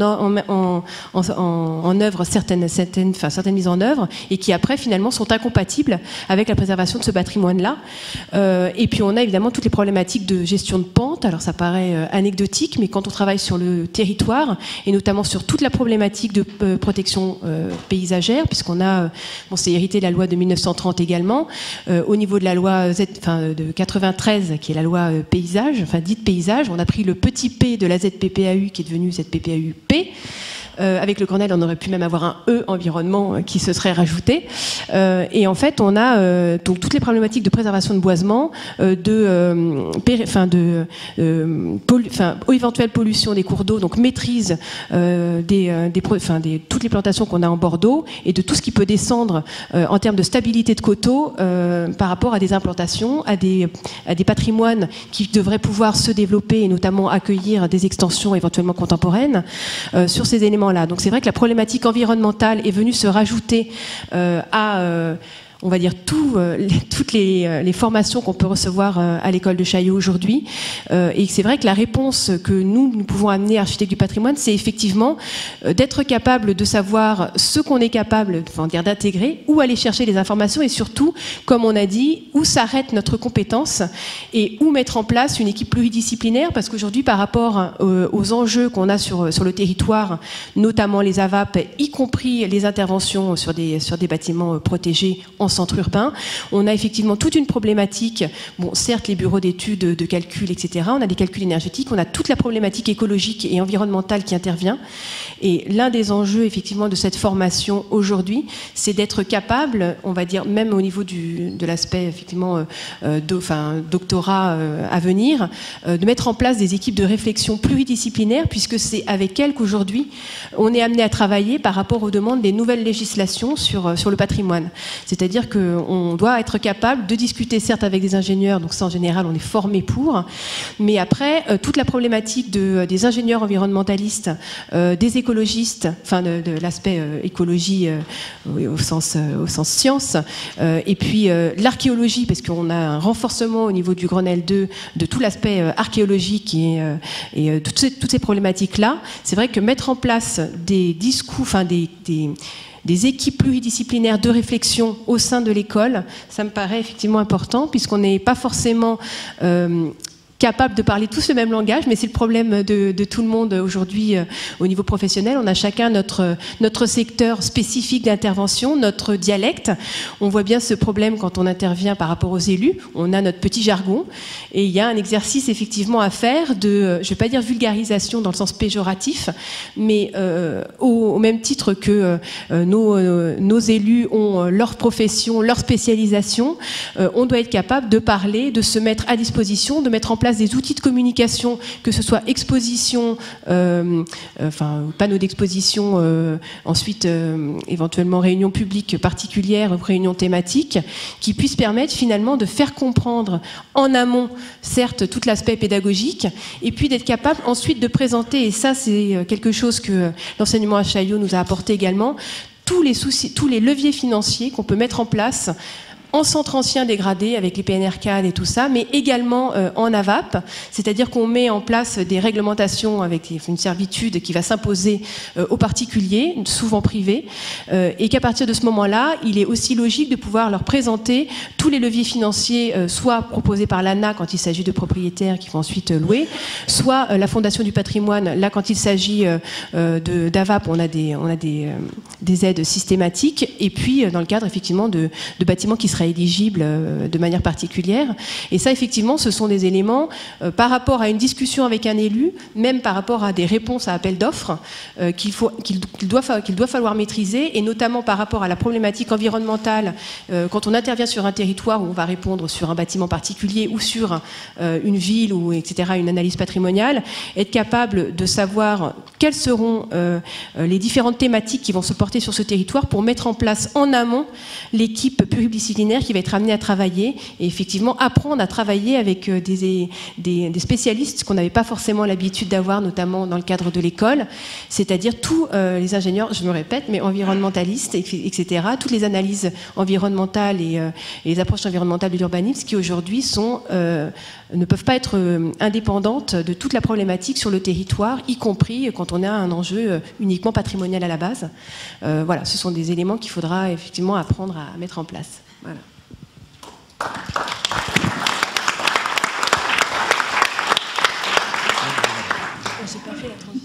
Merci beaucoup pour cette intervention. Donc je crois que là, nous, avec ce tandem de professeurs associés, ces deux témoignages de grande qualité, on a une approche intéressante du DSA patrimoine, et nous allons donc passer maintenant à la formation post-concours des architectes urbanistes de l'État, avec la chance de bénéficier d'une intervention d'Alain Marinos. Donc Alain, vous êtes inspecteur général des patrimoines, et aujourd'hui c'est plutôt au titre de grands témoins et d'intervenants de longue durée dans cette formation des architectes urbanistes de l'État que vous intervenez.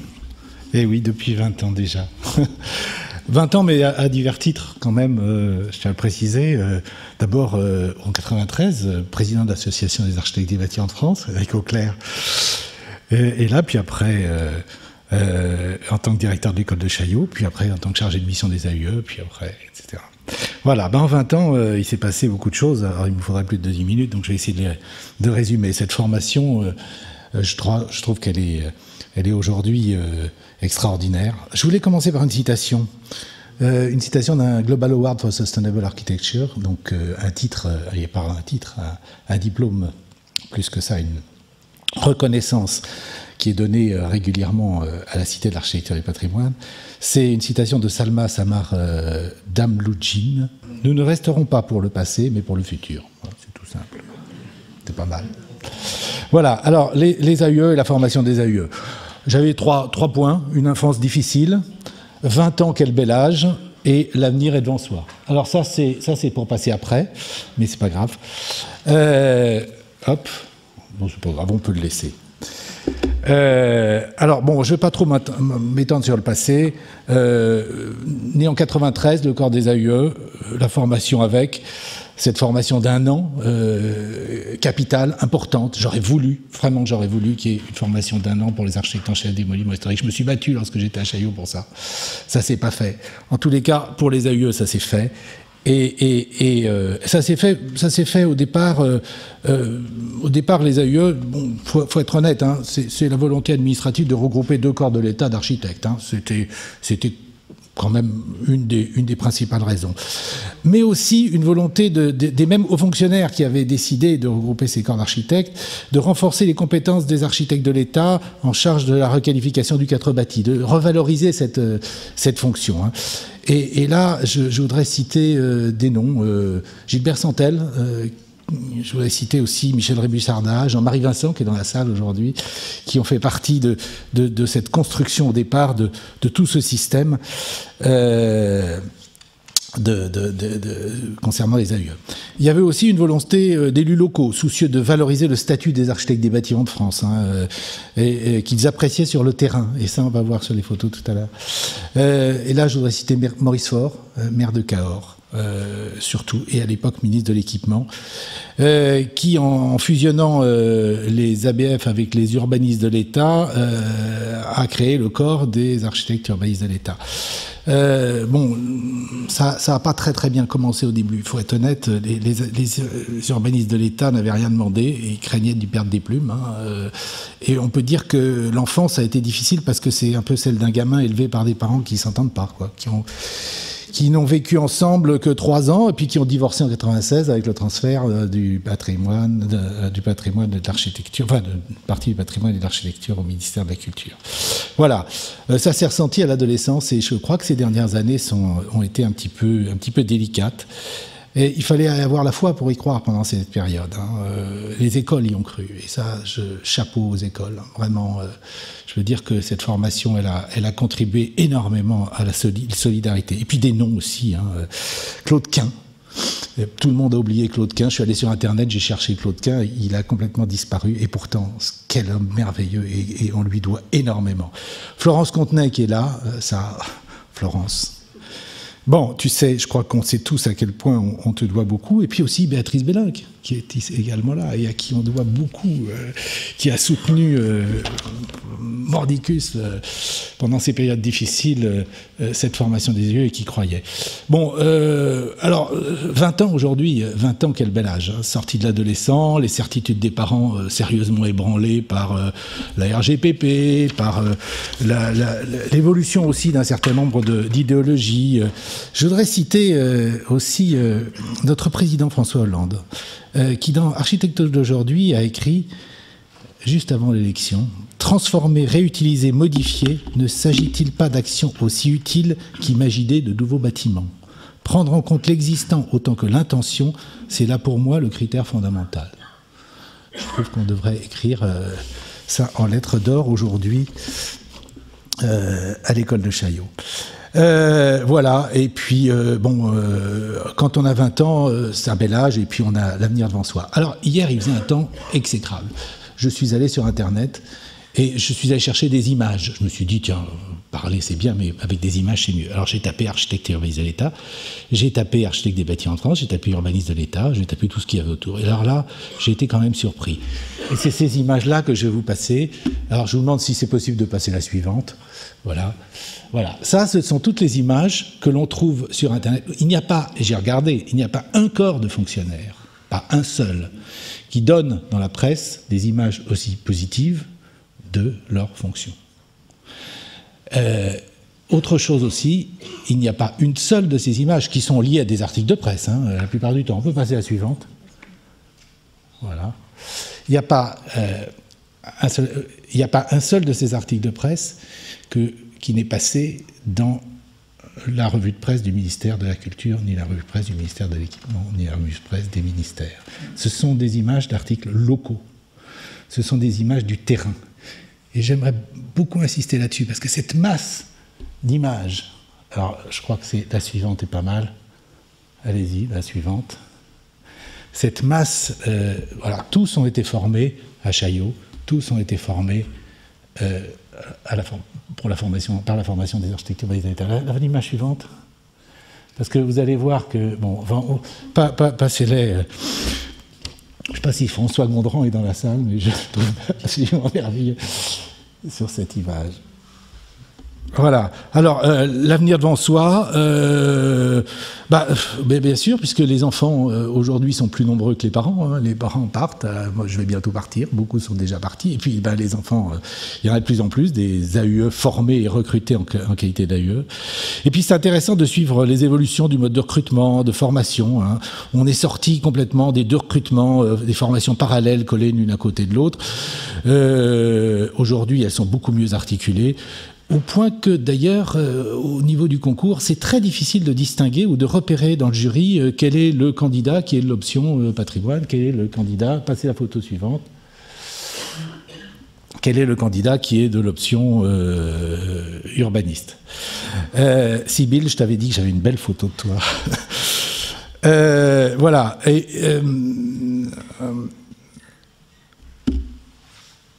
D'ailleurs, au point que France Poulain me disait il y a quelques jours que peut-être qu'il faudrait mieux carrément penser à inverser les formations.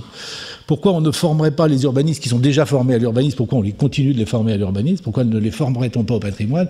Et puis les patrimoines, ça leur ferait peut-être un peu de bien d'aller être formés à l'urbanisme, donc on pourrait inverser les formations. Voilà. Toute cette tendance forte de fusion, de mélange m'a rejoint le rapport il y a 5 ans, je crois, Mireille, du directeur de l'école des Ponts et du directeur de l'école de Chaillot, rapport conjoint, qui préconisait d'étudier une option État et une option collectivité territoriale au lieu d'une option ministère de l'équipement, entre guillemets, écologie et ministère de la culture. Voilà. Je voulais terminer aussi pour dire que cette formation, elle intéresse des personnalités. Je m'occupe d'un module de formation et je me suis rendu compte que chaque fois qu'on demandait à une personnalité de venir parler aux architectes et urbanistes de l'État, architectes des bâtiments de France, c'était... Oui, Lorenzo avait la même chemise. Ah oui, c'est vrai. Vous avez vu l'image ouais. Voilà, alors ces personnalités, Yves Dauge, bien entendu, il a fait merveille l'autre jour pour le cinquantenaire des architectes des bâtiments de France. Je voudrais citer Jean-Pierre Duport, qui est intermédiaire en information, Jean Rouget, maire de Saintes, vice-président de l'Association des villes et pays d'art et d'histoire, Bernard Fragnaud, alors les préfets, on a eu des grands préfets, Jean-Pierre Duport, bien sûr, mais Bernard Fragnaud aussi, préfet du Centre, Pascal Mayos en ce moment, qui intervient dans le cadre de la formation et qui ferait comprendre la réforme de l'État à un enfant de 4 ans, c'est extraordinaire. Non, mais venez l'écouter, je vous assure, il va bientôt passer, il vaut le coup d'être écouté. Des architectes, Philippe Madec et puis d'autres. Et puis, cette année, on a une grande première, puisqu'on va avoir le conseiller spécial de la ministre, Alain Vandermalière, qui va intervenir. Voilà. J'ai juste un petit regret. On avait commencé, dans le cadre de cette formation, il y a quelques années, à accueillir des architectes étrangers dans le cadre de la formation des AUE. Shao Yong, qui est ici, d'ailleurs, avait suivi pendant 1 an la formation des architectes urbanistes de l'État. C'était bien. Bon, ça s'est arrêté. Peut-être que la conjoncture était difficile, mais ça pourrait être repris un jour. Oui. Oui, bien sûr. Les Européens sont bien. Ah oui, on peut bien sûr rajouter le fait que nous, parmi les AUE, il y a un Allemand, une Finlandaise et une Espagnole cette année, qui bien sûr. Mais au-delà de l'Europe, ça serait bien. Bon, enfin, c'est un petit regret. Bon, voilà. Alors, je voulais terminer par une phrase que j'aime bien, parce que sur le patrimoine, puisque chacun a sorti sa petite phrase sur le patrimoine, plus le processus de globalisation s'accélère, plus le succès du patrimoine culturel est fort. C'est une simple question d'équilibre. Un équilibre absolument nécessaire pour un développement durable. Et je crois que face aux problèmes qu'on a aujourd'hui d'identité, on a tout intérêt à investir et à réfléchir sur cette notion de patrimoine. C'est absolument nécessaire pour un développement durable. C'est une part importante. N'oubliez pas qu'en 2002, Jacques Chirac a dit au sommet de Johannesburg, la culture deviendra progressivement le 4e pilier du développement durable. Voilà. Eh bien, je laisse la parole à France Poulain, qui, je crois, docteur en urbanisme et ABF de l'air. Merci beaucoup, merci Alain. Et effectivement, c'est à France Poulain que revient la difficile charge d'illustrer ce métier d'architecte urbaniste de l'État et de montrer que, comme les images l'indiquaient, les architectes urbanistes de l'État sont essentiels au cœur des territoires, en lien avec les élus, et puis comme le disait ma voisine, extrêmement épanoui de toute évidence, d'après ses formations. Donc je vous laisse peut-être vous présenter plus avant. Vous avez un parcours extrêmement impressionnant. Après tous ceux qui sont passés avant moi, tout le monde a des parcours très impressionnants, mais le fait que vous soyez à la fois architecte, urbaniste, doctorante, que vous soyez aujourd'hui architecte urbaniste de l'État, mérite explication, de même que le fait que vous ayez, semble-t-il, choisi la culture après une affectation à l'équipement. Et là, oui, alors là, effectivement, ça mérite quelques explications pour la salle, parce que je pense que tout le monde est un peu perdu là après. Non, très classiquement, j'ai fait mes études d'architecture à Nantes. Par contre, j'ai ensuite fait un petit tour à Genève. J'ai fait une thèse d'urbanisme avec François Hacher. J'ai eu l'occasion à ce moment-là, effectivement, d'avoir déjà un parcours un peu mixte, puisqu'en fait, Pierre Merlin, qui était responsable du DEA à l'époque, à l'Institut français d'urbanisme, nous faisait venir ici, déjà à l'école de Chaillot, puisque j'ai pu assister notamment au cours de François Choët. Donc c'est vrai que j'ai envie de dire que Pierre Merlin le voyait comme comment dire, une petite poussée patrimoniale pour contrer les écrits de François Hacher, mais à l'époque j'avais choisi François Hacher, que j'ai suivi pour faire ensuite une courte carrière d'enseignant-chercheur, et j'ai passé le concours d'architecture urbaniste de l'État. Alors là, effectivement, j'ai envie de dire dans la lignée de Béatrice Bellin, qui, effectivement, sans le savoir, est restée pour moi une grande figure de femme forte dans le ministère de la Culture. Et donc, effectivement, aujourd'hui, on essaye de la suivre et de faire aussi bien qu'elle a pu le faire.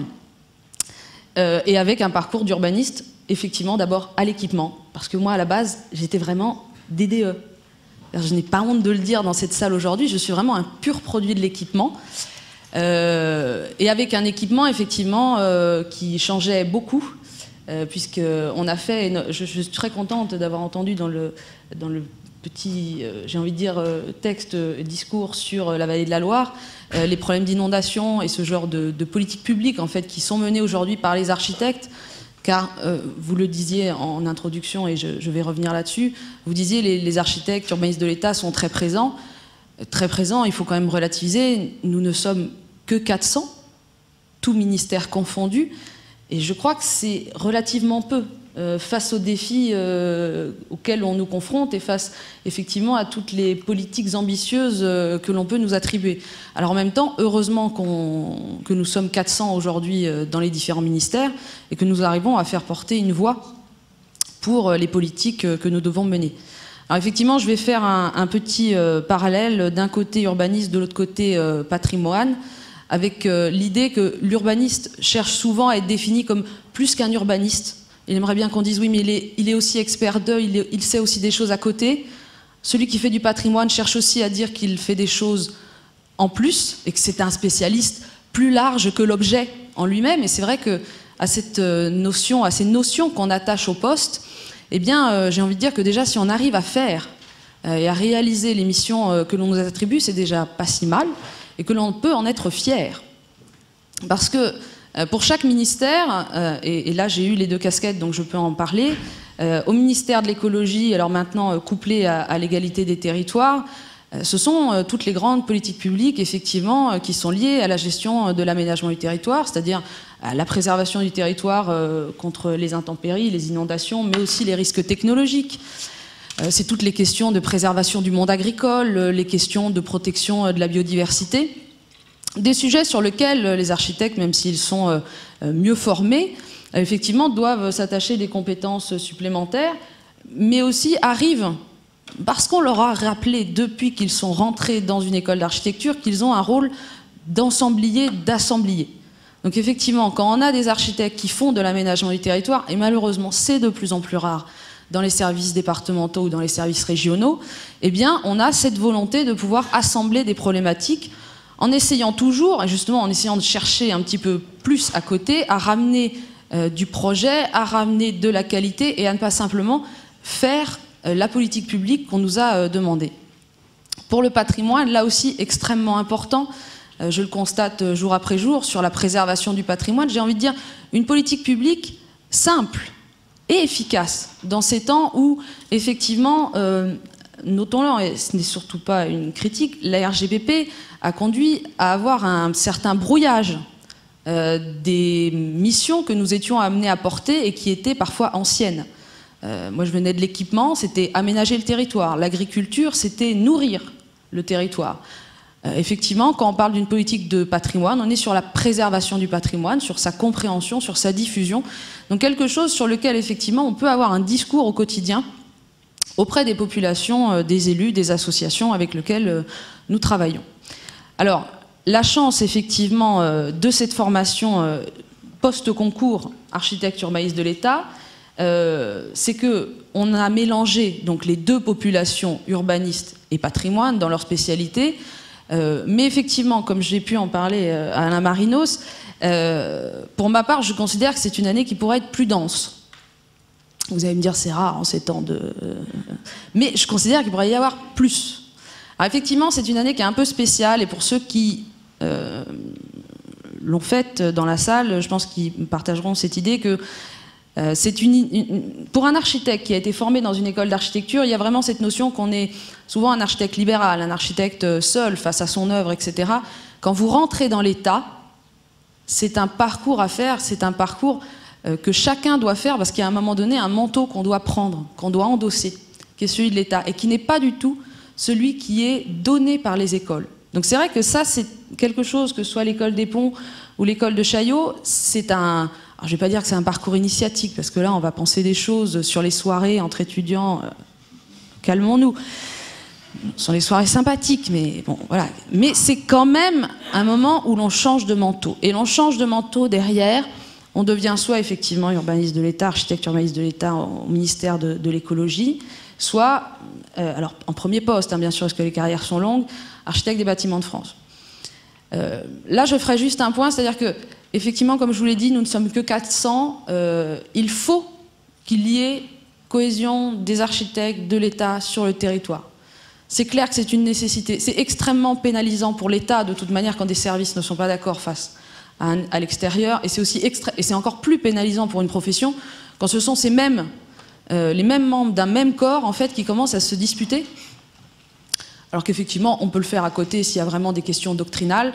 Et puis sinon, j'ai envie de dire, et là, vraiment, j'ai été très contente d'entendre ce que vous avez dit, c'est-à-dire que sur l'ensemble des politiques publiques sur lesquelles j'ai pu travailler, il y en a une sur laquelle je dois vous avouer que j'ai eu à prendre des positions d'un État fort et d'un État qui n'était pas dans la négociation, c'est celle de la vie humaine, celle des risques où on va mettre en péril la vie humaine si on dit non. Alors effectivement, je partage aussi ce qui a été dit sur le développement durable, le 4e pilier, c'est-à-dire que par rapport aussi aux premières choses qui ont été dites ce matin, c'est-à-dire qu'une société qui perdrait sa culture et par là même son patrimoine, en fait, effectivement, serait également en péril. Donc il y a bien un risque à protéger ce patrimoine. Enfin, il y a un risque si on ne protège pas ce patrimoine-là.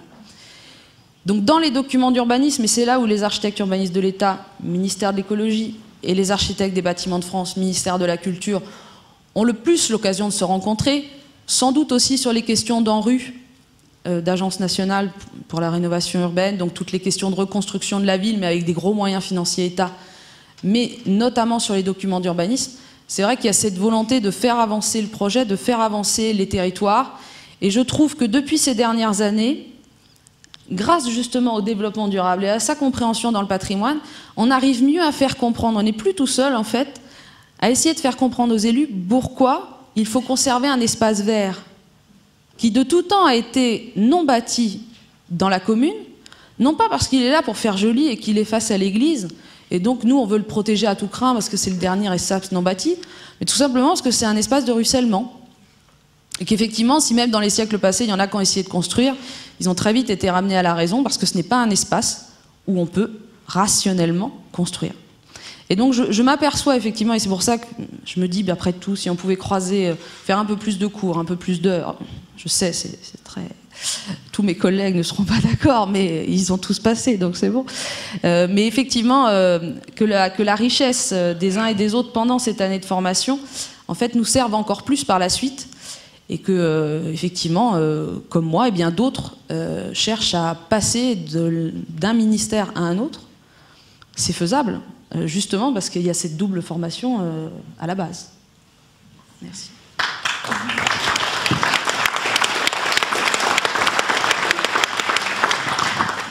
Merci beaucoup. Nous allons donc conclure la table ronde avec l'intervention de Daniela Esposito.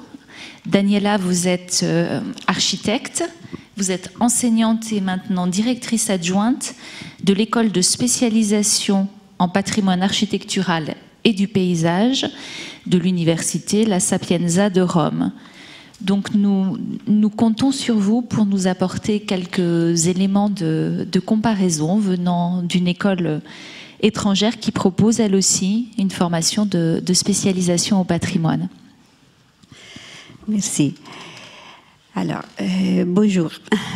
Tout d'abord, je vous transmets les salutations du professeur Carbonara, le directeur de l'école de spécialisation de Rome, et vous remercier de m'avoir invité à participer au colloque et surtout aux célébrations de 125 ans de l'école de Chaillot. Je m'excuse pour mon français et je vais commencer la relation. La figure de l'architecte a été définie dans les statuts de fondation de la Scuola Superiore di Architettura di Roma, la faculté d'architecture odierna, en 1919 par Gustavo Giovannoni en Italie, qui en fut son fondateur, son premier président, regroupant quelques enseignants de la faculté d'ingénierie, de l'école de beaux-arts, de la faculté des lettres et de l'histoire de l'art. La formation de l'architecte résultait des compétences dans les domaines de la projection d'éléments architectoniques, de l'étude des structures, de l'histoire, de l'architecture et de la restauration. Et l'enseignement de la restauration associé à celui de relevé était une discipline de base de l'architecte romaine. Gustavo Giovannoni enseigna justement relevé et restauration du monument. Et a été un examen fondamental pour la formation de l'architecte de l'origine. Aujourd'hui, en Italie, on sent le besoin de revoir le rôle de l'architecte, bien défini dans une loi datant de 1925, qui réglementait l'organisation de la faculté universitaire de l'État, mais qui aujourd'hui est attaqué sur plusieurs fronts, en particulier pour ce qui concerne le secteur des monuments historiques, où trop souvent de personnes non qualifiées interviennent. La loi en vigueur prévoit un minimum de 8 unités de valeur dans le secteur de la restauration pour la formation universitaire. La faculté d'architecture de Rome prévoit en réalité 16 unités de valeur dans ce secteur. Et cette discipline est toujours présente dans la formation de l'architecte et dans une moindre mesure pour l'ingénieur. Les étudiants de la Sapienza di Roma, durant le cycle universitaire de 5 ans, suivent 2 cours directement liés à la restauration lors de la 13e et de la 4e année. Le premier plus axé sur la méthodologie pour l'analyse des monuments et le second plus concentré sur la projection de la restauration. La faculté a décidé d'activer aussi un cycle universitaire 3+2, reconnu par la communauté européenne et destiné à la formation d'architectes spécialisés dans le domaine de la construction à l'intérieur des structures architectoniques préexistantes. Un des objectifs fondamentaux de l'architecte est la transformation de ce qui l'entoure, la ville, le paysage, le territoire, en étant très attentif à l'environnement, les tissus urbains, le paysage et les nouvelles aires urbaines. Cette démarche constitue donc bien une spécificité essentielle dans la formation de l'architecte. L'étude et la compréhension de l'environnement sont confiées aux disciplines de l'histoire et de la représentation, alors que l'étude de projets d'intervention se développe au cours de la projection architectonique, de celle du paysage, de l'urbain et à l'intérieur de ces derniers et de la restauration. La capacité pratique à intervenir à travers la technique est perfectionnée pendant les cours de statique, sciences, techniques de construction, infrastructures, procédés des enseignements scientifiques nécessaires. Et bon, l'école de spécialisation de monuments historiques du paysage a été fondée en 1957 et a pour objectif de dispenser une préparation spécifique dans les domaines critiques, historiques, artistiques, techniques et professionnels qui s'intégreront à celle universitaire et de permettre une plus large diffusion de connaissances en matière de tutelle, de conservation et de restauration de biens architectoniques et de leur environnement. La définition conceptuelle des fins et de la méthodologie de la restauration du patrimoine architectonique à partir de laquelle l'école agit porte à considérer la recherche historique comme une étape indispensable et antérieure à l'intervention. Il faut donc considérer toute l'opération comme un processus historique et critique, lors des phases successives de la recherche philologique, de la restitution d'images et de l'évaluation historique et figurative. Le résultat de ces recherches influe sur les décisions du restaurateur jusqu'à la réalisation du projet de restauration. D'où une façon spécifique de considérer la figure du restaurateur, la figure dotée d'une préparation historique, philologique et d'une attitude critique associée à une préparation solide dans les domaines des techniques, de la coordination de disciplines scientifiques spécialisées et la conscience du devoir d'exprimer ses capacités et sa personnalité d'architecte. La fonction formatrice de l'école s'articule en 3 étapes successives destinées à donner les formations culturelles professionnelles nécessaires aux étudiants. Une formation directe, complète et à jour sur les questions et les problèmes relatifs au domaine pluridisciplinaire, accès sur l'histoire de l'art et de la restauration architecturale. Cela consiste surtout dans la prise de conscience par l'étudiant de l'ampleur et la complexité des questions culturelles et opérationnelles et de grandes difficultés qui doivent être surmontées dans la restauration. La maîtrise dans l'utilisation de concepts de base et de méthodes de la critique historique et la capacité à régler des problèmes d'utilisation de systèmes et des moyens techniques nécessaires à la conservation. 3. La capacité critique et opérationnelle de l'architecte restaurateur.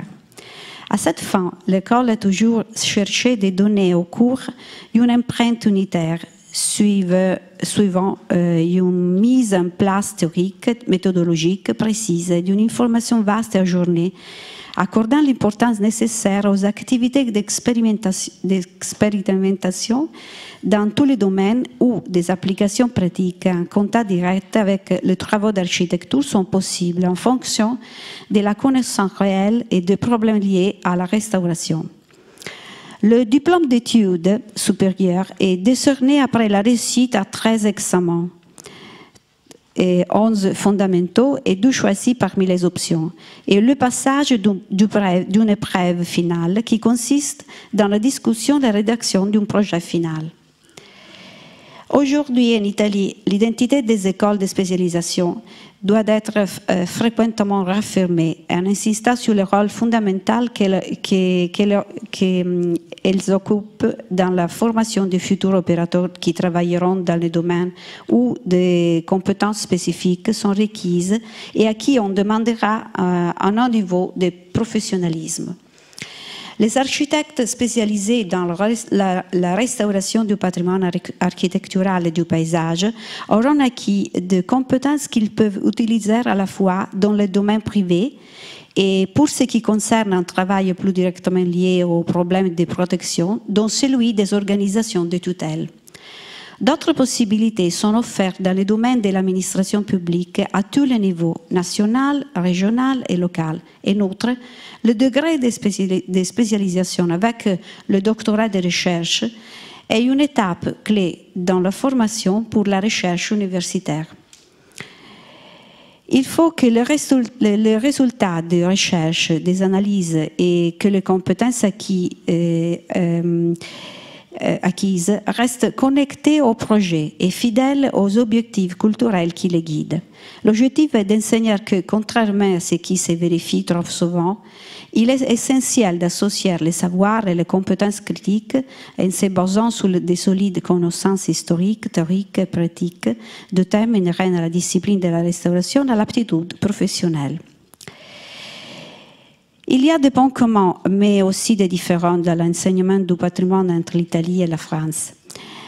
L'attention portée au relevé et à la connaissance directe des monuments, aussi la recherche documentaire et les hypothèses sur les phases de construction sont analogues. Dans quelques cas vérifiables dans l'histoire de ces deux pays, le développement et les résultats du projet ainsi que la réflexion théorique sont un peu différents. La collaboration entre l'école de Chaillot et la Scuola di Specializzazione de Rome a commencé en 2009. Ces échanges culturels et éducatifs entre nos deux institutions sont très positifs, et en particulier pour ce qui concerne les échanges entre les enseignants et les étudiants pendant la rédaction du mémoire du diplôme de spécialisation, pour l'atelier franco-italien, et durant les stages organisés par la Scuola di Specializzazione de Rome sous des chantiers de fouilles et de restauration. Nous espérons organiser bientôt des séminaires sur des thèmes spécifiques à la restauration et restons persuadés que les relations et les échanges entre nos institutions représentent une opportunité pour approfondir la réflexion sur notre patrimoine commun et sa connaissance. Il est important de continuer cette collaboration dans notre intérêt commun afin de porter toujours un regard plus attentif sur notre patrimoine pour confronter nos points de vue et nous aider sur le thème de la restauration. Merci.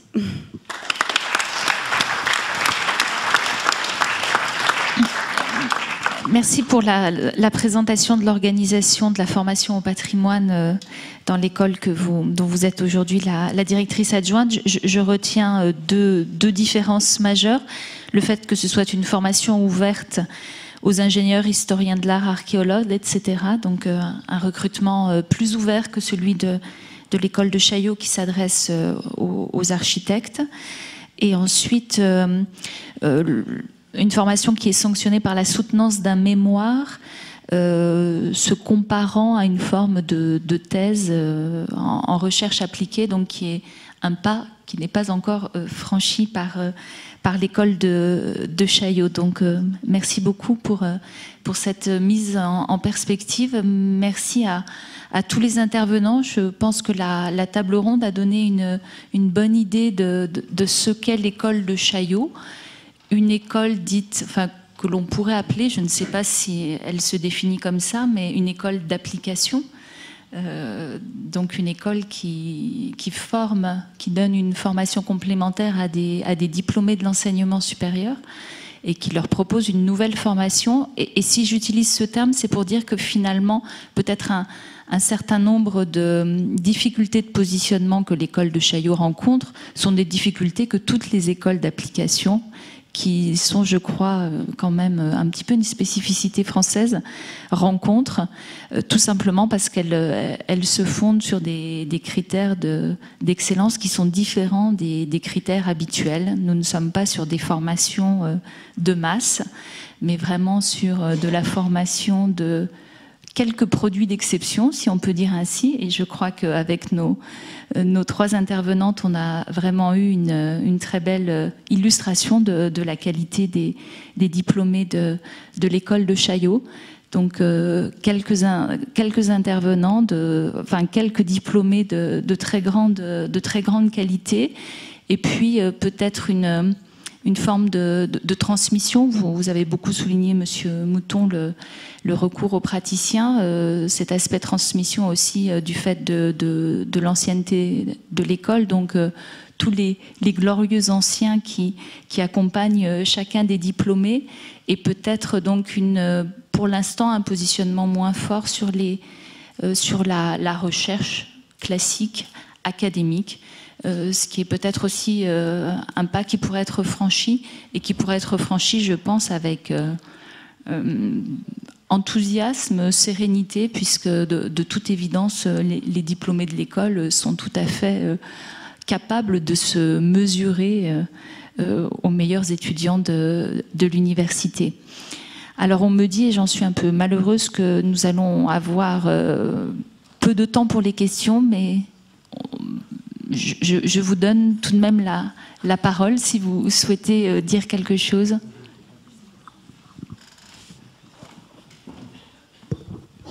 Nous avons le temps pour 2 questions, 3 maximum.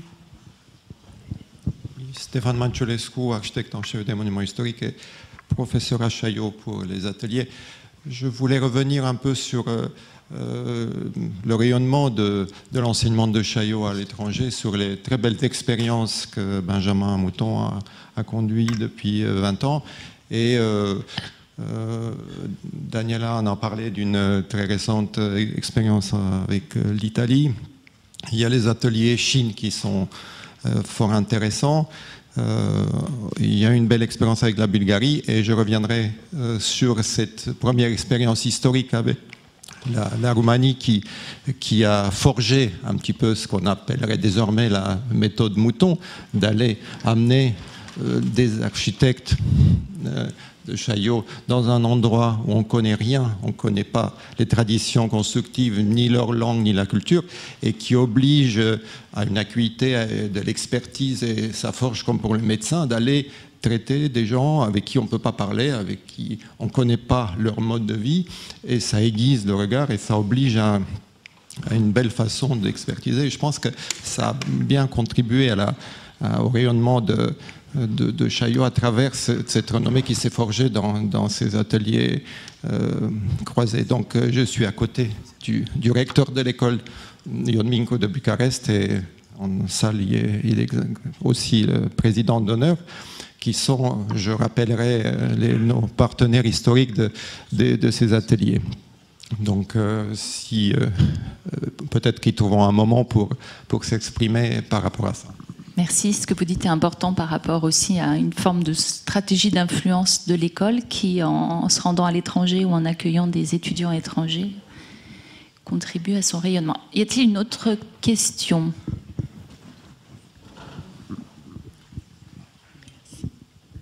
Bien, alors, s'il n'y a pas d'autres questions, pouvons-nous clore cette table ronde, vous remercier tous, les intervenants de cette table ronde et de la précédente, et vous dire que nous entamons cette pause de midi avec une vente des ouvrages qui ont été édités et publiés par l'école.